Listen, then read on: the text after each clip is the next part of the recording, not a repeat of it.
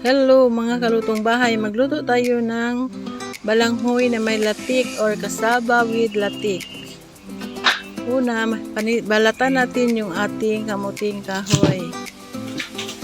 Ayan.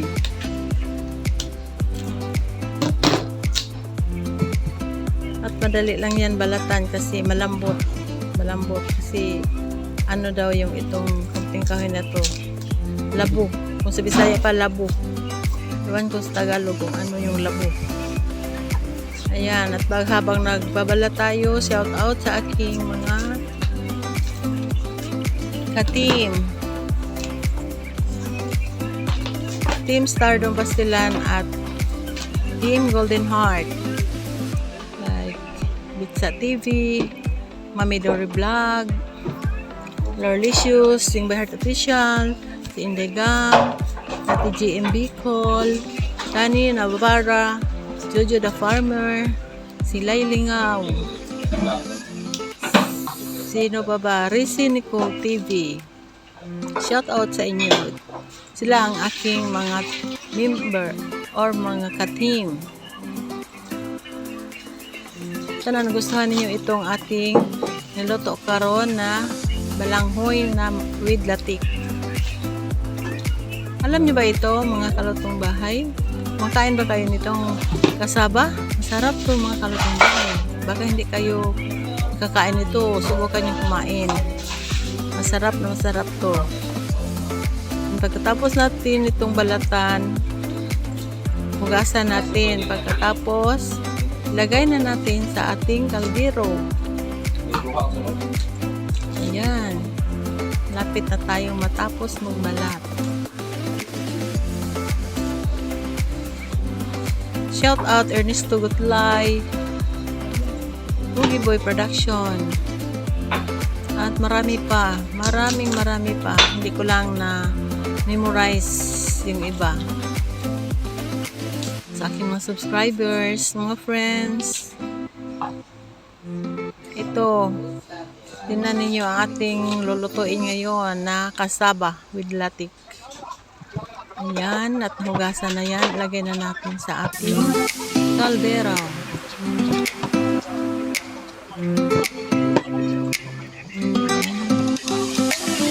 Tapos ito, lagyan natin ng sabaw na umapaw. Dapat umapaw dyan sa kasaba.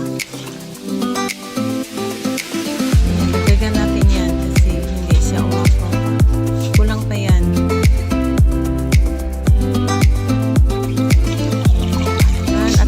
Natin ito ng mga 30 minutes. After 30 minutes ay atin itong iyabo muna yung ating pinakuluang tubig. Katapos ng 30 minutes.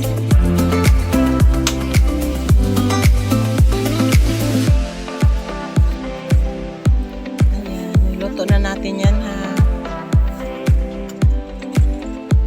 Hintayin lang muna natin yan maluto.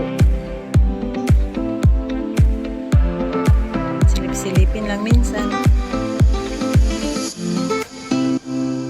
Ayan, at kumukulong-kulo na siya.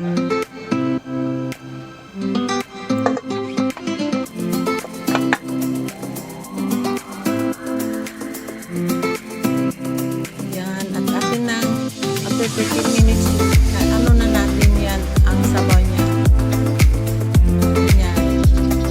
Pagkatapos, palitan natin yan ng gata.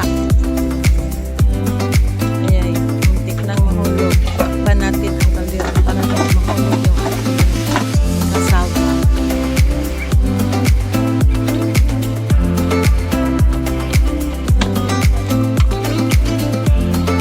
Ayan na mga kalutong bahay.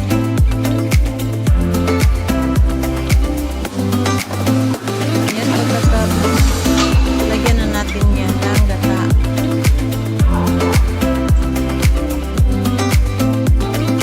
Yan.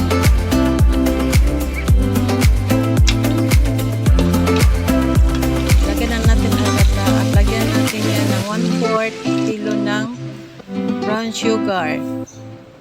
At nilagyan ko rin yan ng maskubado ng Kunti lang para may kulay siya kasi yung ating brown sugar ay walang kulay. O, tingnan niyo o.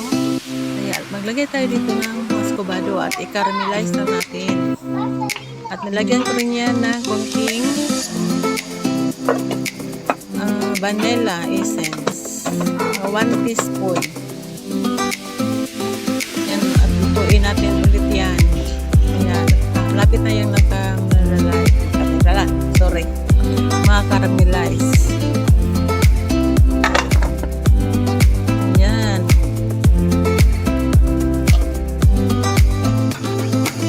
Ayan na ang kulay niya. Luto na yan, mga kalutong bahay. At nakaramelize na natin ang ating nautal-utal ako. Oh, ayan na ang kanyang latik.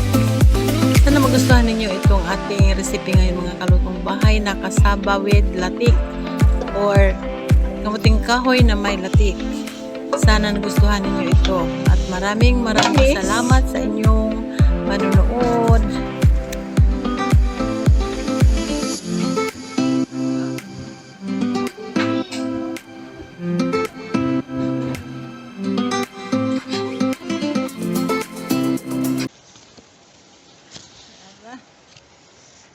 Agway na ho.